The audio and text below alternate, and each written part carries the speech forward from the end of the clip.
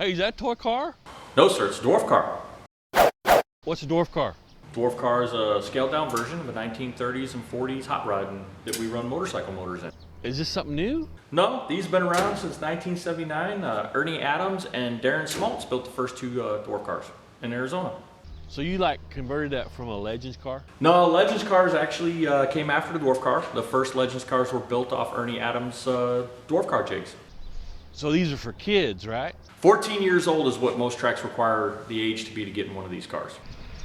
How the heck do you fit in there? Like this. So these aren't real race cars.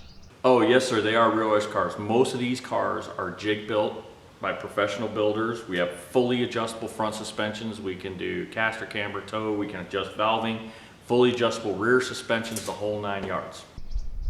How fast are they? These cars are really fast. We're actually at most tracks, we're just as fast as the big cars or faster.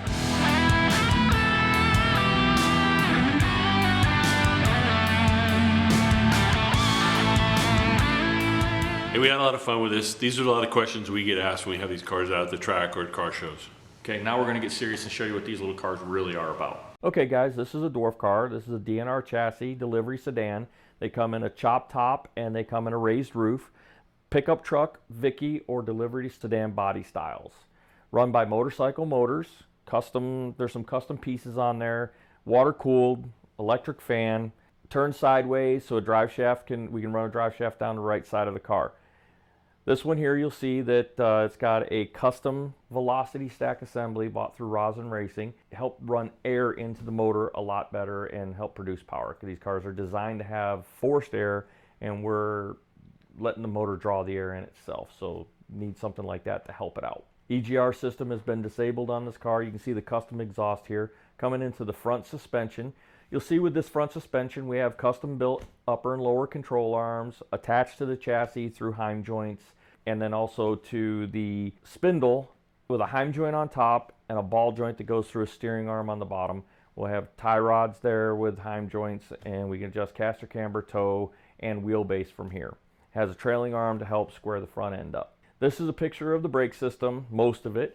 You got a brake rotor right there. On the back side, you can't see here, it's got a caliper that is Wilwood and run by hydraulic system. This is the custom exhaust that goes down the left side of the car. As we start coming into the driver's compartment here, we'll show behind the dash some interesting things here. It's got the dual brake master cylinder setup from Wilwood with a single brake pedal. This is designed to run the front and rear brakes separately, and it has a mechanism that you can adjust front or rear brake into the car. As we come across here, you'll see the wiring harness for this car. These stock wiring harnesses are cut down modified to work with a Dwarf Car, and this is the ECU wiring harness setup on this car. A lot of guys will flash their ECUs to get the parameters they want. This is a non-flashed ECU in this car. As you look at the dash here, these are some of the switches. We got on the left there is the starter switch, and the one silver switch on the right next to it is the ignition switch. Next to that is a Parker pumper, and then the third switch is for the fan. This is the brake bias gauge, as we talked about earlier. This way you can see how much front or rear brake bias you're putting in the car. It's also an adjusting tool when you're on the racetrack.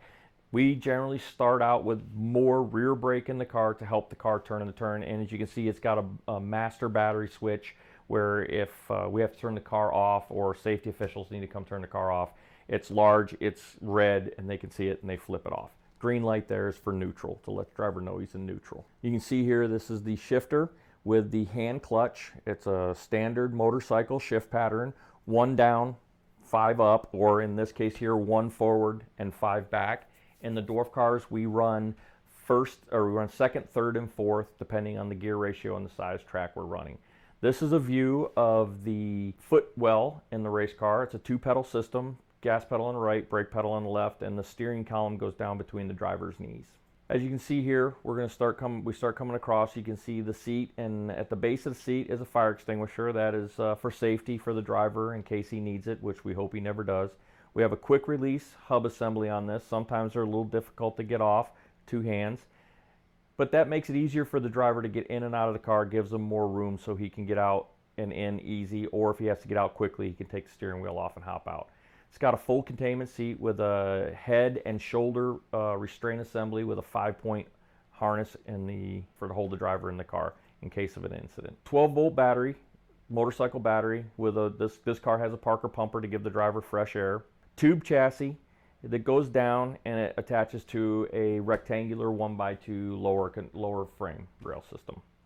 This is a view of the back of the car. You got a 4-gallon fuel cell, fuel pump, fuel pressure regulator. You'll see in this, the gray piece across is the actual rear end housing. It's a Toyota rear end housing that has been modified. It's narrow on the right, long on the left.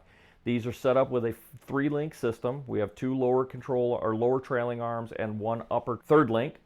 And this one here is set up with a left, and then across the center there, you'll see a panhard bar. You'll see here, this is the fuel pressure regulator with the fuel filter and the fuel pump. As we come here, you'll see this is a stock 10-bolt Toyota third member. It's attached to the drive shaft through a standard Toyota flange. The drive shaft goes forward through the drive shaft tunnel, which has hoops in it to protect the driver in case the drive shaft comes loose, and they'll protect the driver. As you come forward, you'll see how they attached the drive shaft to the motor. That blue piece is a Hawk adapter that attaches to the output shaft of the transmission.